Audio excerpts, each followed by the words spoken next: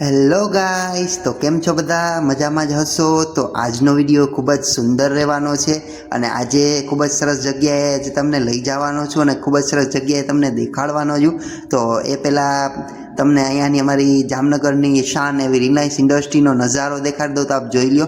ખૂબ જ સરસ ભારત માતાનો ઝંડો એટલે કે ભારત દેશનો ઝંડો છે આ રિલાયન્સ ઇન્ડસ્ટ્રી છે અને ખૂબ જ સુંદર જગ્યા છે અહીંયા. અને અમારા જામનગરની શાન એટલે કે ઇન્ડિયાની પણ શાન કહેવાય એ છે આ રિલાયન્સ ઇન્ડસ્ટ્રી.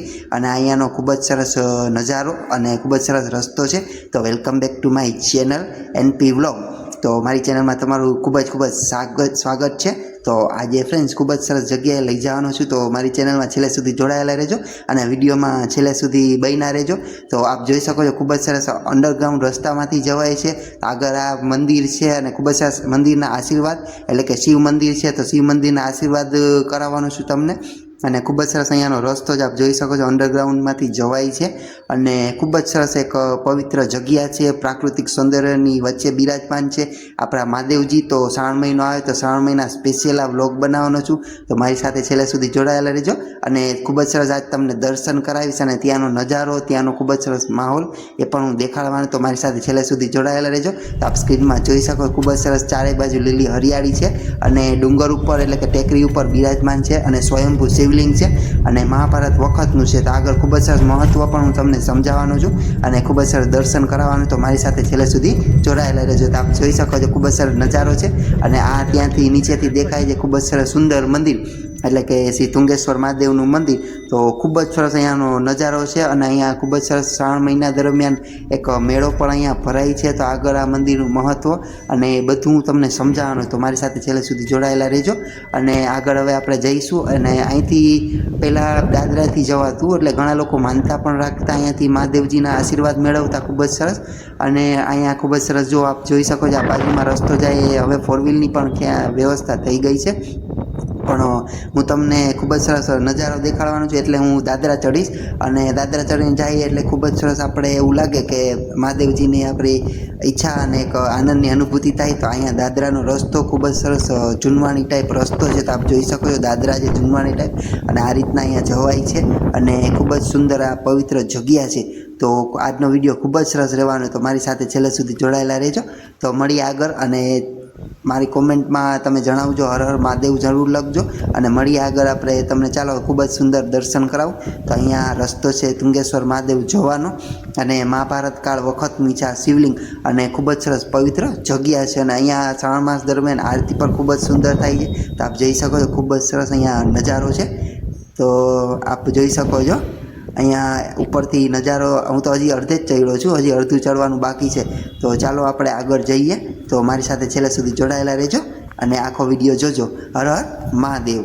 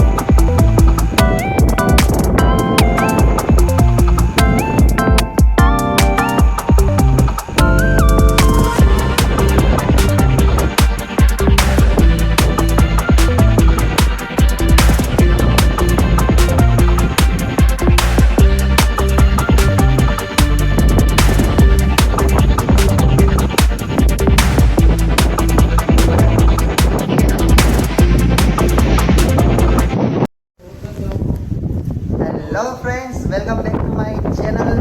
તો બધા કેમ છો? મજામાં જ હશો. તો ફ્રેન્ડ્સ આજે એક મહાદેવની એવી ચમત્કારિક જગ્યાએ આવ્યા છીએ અમે અને તમને પણ આખું લોકેશન દેખાડવાનું છું જે ડુંગર ઉપર છે જામનગરથી ખંભાળિયા એટલે કે અહીંયા 45 કિલોમીટર જેવું થાય એટલે કે જસાપર થઈ મોટપર થઈને તુંગેશ્વર મહાદેવ નામ છે અને ખૂબ જ સરસ મહાભારત વખતની આ જગ્યા છે એટલે કે તુંગેશ્વર મહાદેવ મંદિર અને ડુંગર ઉપર છે. તો અહીંનો અંદરનો માહોલ અને બહારનો નજારો પણ હું તમને દેખાડવાનો છું અને ખૂબ જ સરસ અહીંયા ચમત્કારિક મહાદેવની શિવલિંગ છે અને એવું કહેવાય છે કે શિવજીની મૂર્તિ વચ્ચોવચ્ચ હતી મંદિરમાં. આગળ હું તમને દેખાડીશ અત્યારે ચોખાના દાણા જેટલી દર વર્ષે સાઈડમાં જાય છે, એટલે કે કઈ રીતના છે આગળ હું તમને દેખાડવાનો છું. અને ખૂબ જ સરસ અહીંયા જગ્યા છે અને ખૂબ જ સરસ અહીંનું વાતાવરણ, અને શિવજીની જગ્યા છે એટલે કે વાતાવરણ તો ખૂબ જ પાવરફુલ જ હશે. તો ખૂબ જ સરસ મંદિર છે. તો ચાલો તમને હું દેખાડવાનો છું. તો મારી સાથે છેલ્લે સુધી જોડાયેલા રહેજો અને મારી ચેનલને સબસ્ક્રાઈબ કરવાનું ભૂલતા નહીં, અને વિડીયો લાઈક કરજો ને પસંદ આવે તો વધુમાં વધુ શેર કરજો. હર હર મહાદેવ. તો મારી સાથે જોડાયેલા રહેજો. તો ચાલો તમને તુંગેશ્વર મહાદેવનો માહોલ અને આજુબાજુનું લોકેશન અને મહાદેવના દર્શન કરાવું. તો ફ્રેન્ડ્સ, આ છે અહીંયાનો અંદરનો માહોલ, એટલે કે તુંગેશ્વર મહાદેવ અંદરની જગ્યા છે, ખૂબ જ સરસ છે. અને હવે ચાલો તમને તુંગેશ્વર મહાદેવના દર્શન કરાવું.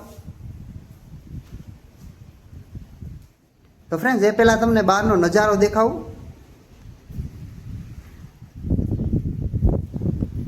તો આ છે બહારનો નજારો તુંગેશ્વર મહાદેવનો, જે ડુંગર ઉપર છે, એટલે કે ખૂબ જ સરસ. અહીંથી અહીંયા ગામ દેખાશે, જસાપર છે, આપ જોઈ શકો છો. અહીંયા તુંગી નદી કહેવાય છે.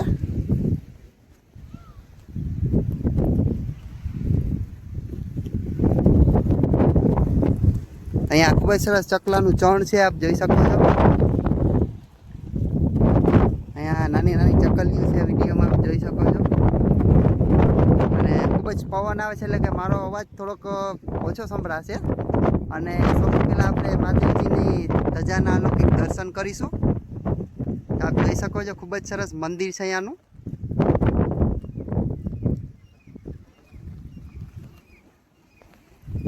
અહીંયા દાદરા ઉપરથી જવાય છે ફ્રેન્ડ્સ.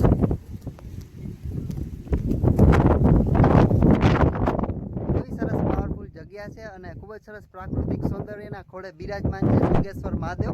અને મહાભારત વખતનું આ મંદિર છે. તો ખૂબ જ સરસ જગ્યા છે, આપ જોઈ શકો છો પાછળ.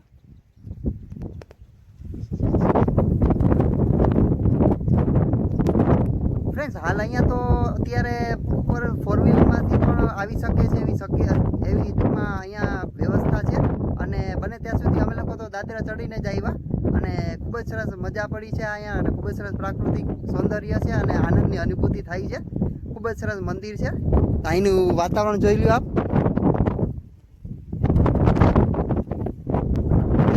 ચાલો ફ્રેન્ડ્સ, હવે તમને મહાદેવજીના દર્શન કરાવું. તુંગેશ્વર મહાદેવ, ચાલો મારી સાથે તુંગેશ્વર મહાદેવના દર્શન કરાવું.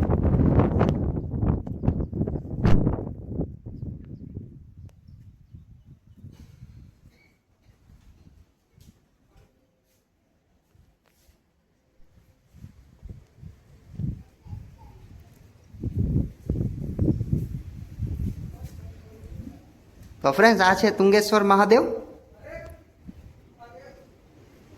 આપ જોઈ શકો છો. અહીંયા પેલા વચ્ચે શિવલિંગ હતી, અને એવું કહેવાય છે કે અહીંયા ચોખાના દાણા જેટલી ખસે છે સાઈડમાં. તો આપ જોઈ શકો છો, ખૂબ જ સરસ અલૌકિક દર્શન આપે છે શ્રી તુંગેશ્વર મહાદેવ. તો આપ દર્શન કરી લ્યો.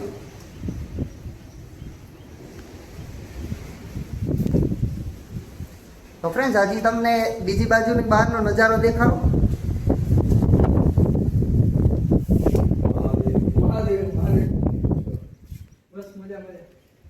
તો અહીંયા આ નદી છે, આપ જોઈ શકો છો.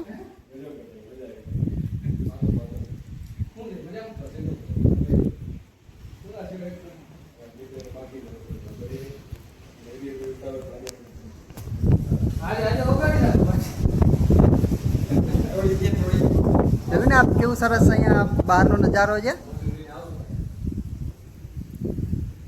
અહીંયા આ નદી છે. અહીંયા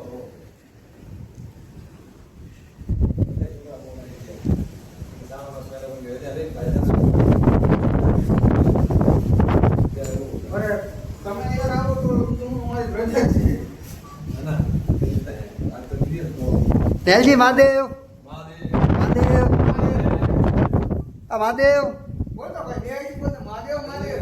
મહાદેવ, મહાદેવ, હર હર મહાદેવ.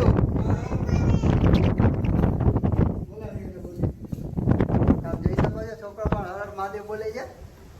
આ અમારા નેહલજી છે, જામનગરથી અમે આવ્યા છીએ. એમના સન છે. અને શું નામ છે આપનું ભાઈ? રમેશભાઈ છે. તો આપ મંદિરનો મહિમા કહી શકશો? થોડું ઘણું સાંભળીએ એમના મોઢેથી.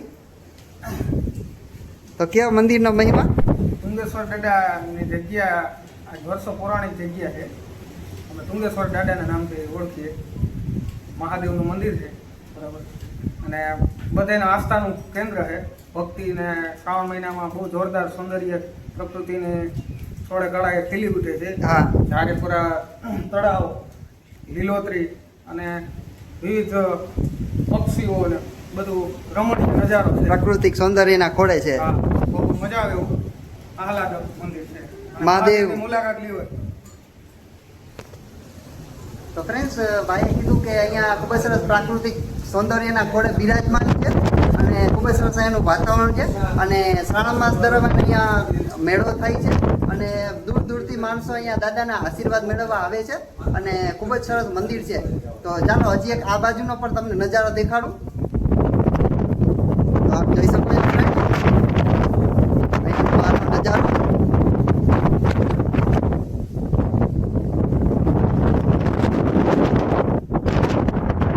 તુંગેશ્વર મહાદેવની ધજા ખૂબ જ સરસ છે.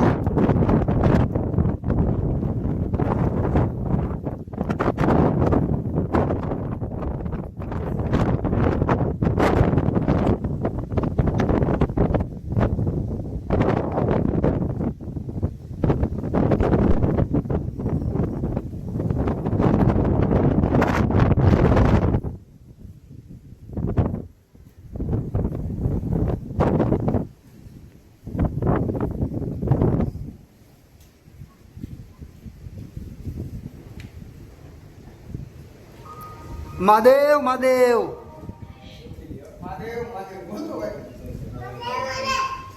આ લોટો છે ને? લાઈવ મોકલો. ચાલ, એ લાઈવ મોકલો. ચાલ. નિરાતે ઓલા ભાઈ મને જોઈ લો.